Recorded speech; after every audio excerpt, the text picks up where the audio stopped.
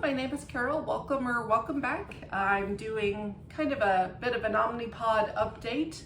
I've been using the Omnipod for about 2 months now, and as you know, before that I used Tandem for about 4 years, so thought I would kind of check in and tell you guys how things are going, how I'm liking the system, etc., etc. It's not going to be like a standard, these are the pros, these are the cons, this is,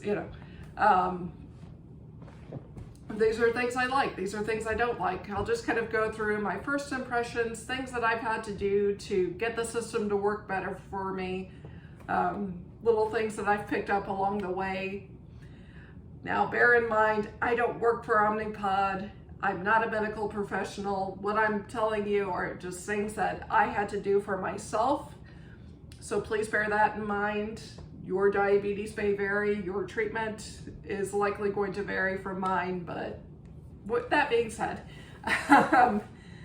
so the first month that I was on Omnipod, it was a huge struggle. I went through so many pods, and I would put pods in, and within a day I would have to take them out because the site would be hurting. I would have these massive bruises, and it just, I got to where I just thought, oh my gosh, this system is not going to work. I love the fact that it doesn't have tubing, but it's not really worth it because these sites are just irritating me. And I had figured out eventually what I was doing wrong.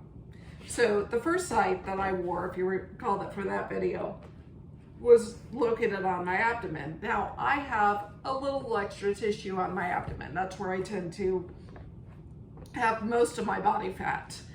My arms, my legs, other parts of my body, very lean. But my abdomen, for whatever reason, like that's the area that I have the hardest time getting rid of body fat. So when I put my pod on initially, I had asked the trainer, do I need to pinch up my skin? And I should also mention, when I'm not working out, the rest of my body doesn't look that muscular. So she had looked at me and she said, oh no, you have enough extra tissue. You don't have to pinch up when you put a pod in.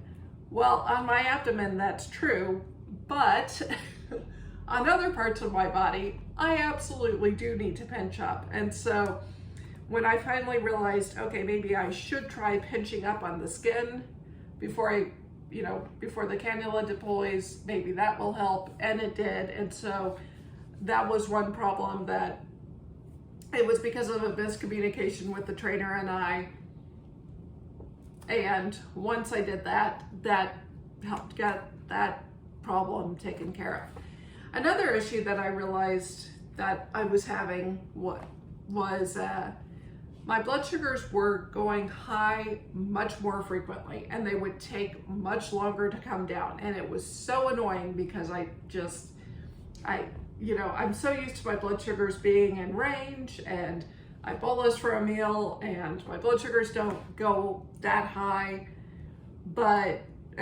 when they do, the Tandem was very good at bringing them down. With Omnipod, I was having to do bolus after bolus and then, inject insulin on top of it. And I just thought, this is ridiculous. But, once my blood sugars are high, they take forever to come down, and I can't seem to figure out what I'm doing wrong here. So I was realizing that part of the problem was my insulin to carb ratio. Because with Tandem, if your blood sugars are over target, even if you have enough IOB to cover that variance, you will get insulin for the amount of carbs that you bolus for. It won't reduce anything.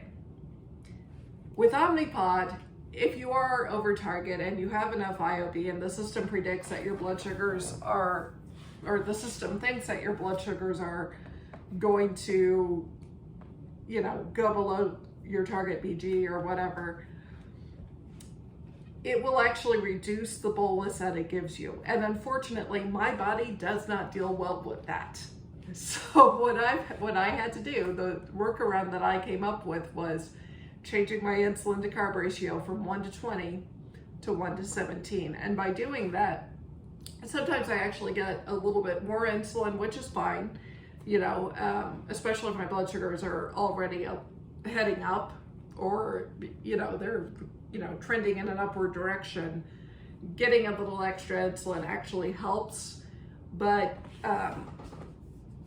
yeah, the 1 to 17, I usually get a comparable amount to what I was giving myself with 1 to 20 on Tandem. Sometimes, like I said, it's a little more, sometimes a little less, but generally speaking, the doses are comparable that way.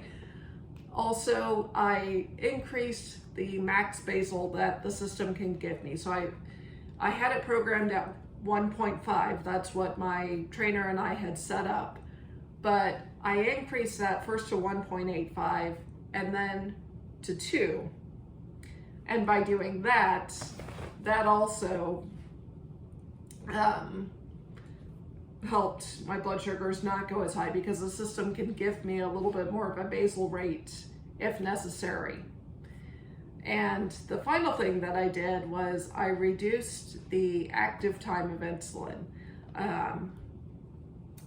Insulin, you know, the IOB, or the insulin, remains active in your system a certain amount of time. You know, the system calculates that it's going to be active a certain amount of time. t:slim X2 calculated it to be 5 hours, and that's what we had initially set my Omnipod up for. But with Omnipod, if you have a dose that's less than 5 hours, you know, with Tandem, if it's less than 5 units, it will actually decrease in less time than 5 hours. With Omnipod, it will take 5 hours to, you know, pretty much get rid of all that insulin, or to say that it's getting rid of all that insulin. So it's a little harder to give corrective doses, basically. I know I didn't really explain that well, I'm sorry. But basically, I went into the system and I changed the active insulin time from 5 hours to 4 hours, so I can give myself correction boluses a little bit sooner. And that seems to work a little bit better, again, with my body, compared to having it at 5 hours on Omnipod. That just wasn't working for me. So those were things that I had to do. And by doing those things, yeah, I mean, I still sometimes have pods that come off, or pods that have cannula issues. I have one pod that I just knocked off last night because I had just gotten out of the shower, the adhesive was wet, and I was putting on my pajamas apparently a little too aggressively, and yeah, I felt the pod come off, and I thought, well, that's one that I have to call in. So, you know, I'm not having as many issues with pods related to the system failing, or, you know, insulin absorption. Most of my pod issues now are because I bump into them a little bit too hard. So that's been doing much better. But yeah, basically I've been really enjoying the system. You know, now that I have my settings a little more dialed in, a little more in tune to what I need, the system has been working really well for me. And yeah, it's been a lot more fun the past month as opposed to the first month when I was struggling so much to get the system to work. And the main thing that I have to remember now is taking the controller with me. Hopefully soon Omnipod will have an app for iPhone where you can actually bolus from your phone and control the Omnipod through your phone. Right now it's a separate device, not a huge deal, but I have on occasion left my house and then had to turn around and go back because I realized I'm getting ready to go somewhere to eat. I'm, you know, going over to visit family. We're going to have dinner, and I don't have my insulin pump controller. So that's been an adjustment, but it hasn't happened too many times. So anyway, yeah, that's how things are going with the Omnipod, and overall, I'm liking it. So yeah, take care, guys. Bye.